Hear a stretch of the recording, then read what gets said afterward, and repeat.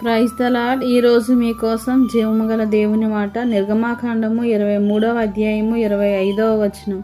నీ దేవుడైన యెహోవానే సేవింపవలెను, అప్పుడు ఆయన నీ ఆహారమును నీ పానమును దీవించును.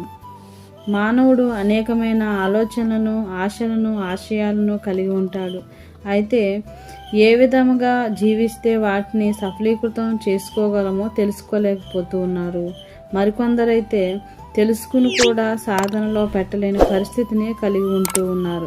నిర్గమాకాండం 23వ అధ్యాయం 25వ వచనంలో ఏ విధంగా చేసినట్లయితే మన ఆశలు నెరవేరుతాయని వాక్యం బోధిస్తుంది.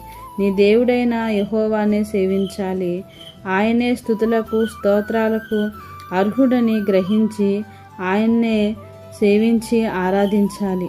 అప్పుడే ఆయన నీవు కలిగి ఉన్న వాటిని, నీ పనిని, నీవు కలిగి ఉన్న సమస్తాన్ని ఆయన దీవిస్తాడు.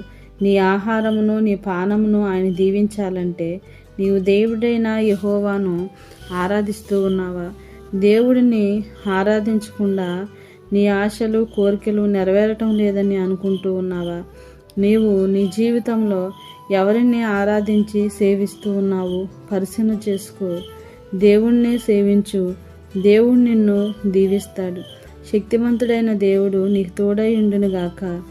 ఆమేన్. ప్రార్థన. పూజ్యనీయుడవు గొప్ప దేవుడవైన మా తండ్రి, మీకు స్తోత్రములు. రాజా, మీ శక్తి సామర్థ్యత, మీ మహిమ ప్రభావములు గుర్తించి మిమ్మునే ఆరాధించే మనస్సును మా అందరికీ దయచేయమని యేసుక్రీస్తు వారి నామములో ప్రార్థిస్తున్నాను తండ్రి. ఆమేన్.